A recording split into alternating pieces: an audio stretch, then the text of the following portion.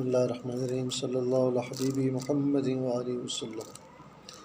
ناظرین محترم، آج کی نشست میں ہم صدقۃ الفطر کے متعلق مزید کچھ مسائل بیان کریں گے۔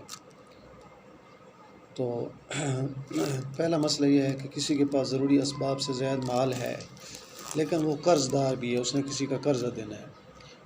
تو مسئلہ یہ ہے کہ فقہاء کرام نے لکھا ہے کہ قرضہ ادا کرنے کے بعد پھر دیکھیں گے اگر کتنی قیمت کا اسباب اس کے پاس موجود ہے، اگر وہ نصاب کے برابر ہے تو پھر اس پر صدقۃ الفطر واجب ہے، اور اگر اس سے کم بچتا ہے تو پھر اس پر صدقہ فطر ضروری نہیں ہے، یعنی قرضہ ادا کرنے کے بعد دیکھا جائے گا۔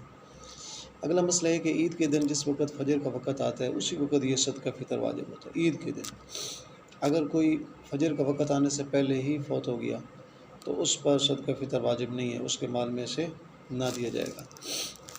تیسرا مسئلہ یہ ہے، بہتر یہ کہ جس وقت مرد حضرات لوگ نماز کے لیے عید گاہ جاتے ہیں اس سے پہلے ہی صدقہ فطر دے دینا چاہیے، یعنی عید کی نماز پڑھنے سے پہلے ہی دے دینا چاہیے، اور اگر پہلے نہیں دیا تو خیر بعد میں صحیح۔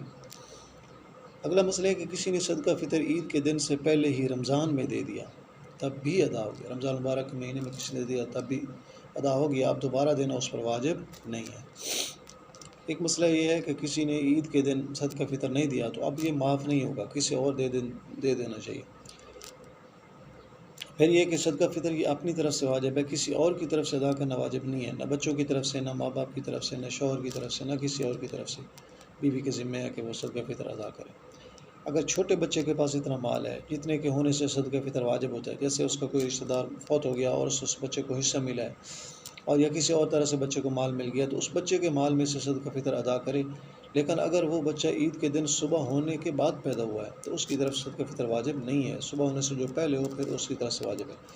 جس نے کسی وجہ سے رمضان مبارک کے روزے رکھے ہیں تو وہ اس پر بھی واجب ہے، جس نے روزے نہیں رکھے اس پر بھی صدقہ فطر واجب ہے، کچھ فرق اس میں نہیں ہے۔ پھر اس کی مقدار یہ ہے کہ اگر گندم یا آٹا گیہوں کا دے، یعنی گندم کا، تو پھر یہ انگریزی تول کے حساب سے آدھی چھٹاک اوپر 2.25 سیر، احتیاطاً 2 سیر جو ہے پورے وہ دے دینے گے گندم کے، اور کچھ زیادہ دے دینا چاہیے، کسی کو زیادہ دینے میں کوئی حرج نہیں ہے بلکہ بہتر ہے۔ اور اگر جو کا آٹا دے تو اس کا دگنا دینا چاہیے، یعنی گندم کا دگنا پھر دینا چاہیے۔ اگر گیہوں جو کے سوا کوئی اور اناج دینا چاہتا ہے، چنا ہے، جوار ہے، چاول، تو اتنا دے کہ اس کی قیمت جو ہے اس گندم کے اس 2 سیر کے برابر بن جائے۔ پھر اگر گیہوں اور جو نہیں دے بلکہ گیہوں جو کی قیمت دے دے تو یہ سب سے بہتر ہے، یعنی اگر قیمت دے دے تو یہ سب سے بہتر ہے۔ ایک آدمی کا صدقہ فطر ایک ہی فقیر کو دے دے تب بھی ٹھیک ہے، تھوڑا تھوڑا کر کئی فقیروں کو دے دے یہ بھی جائز ہے۔ اگر کئی آدمیوں کو صدقہ فطر ایک ہی فقیر کو دے دے یہ بھی درست ہے۔ صدقۃ الفطر کے مستحق وہ لوگ ہیں جو زکوٰۃ کے مستحق ہیں، جن پر زکوٰۃ لگتی ہے ان پر فطرانہ بھی لگتا ہے۔ اللہ تعالیٰ مجھے اور آپ کو مسائل سمجھنے کی توفیق عطا فرمائے۔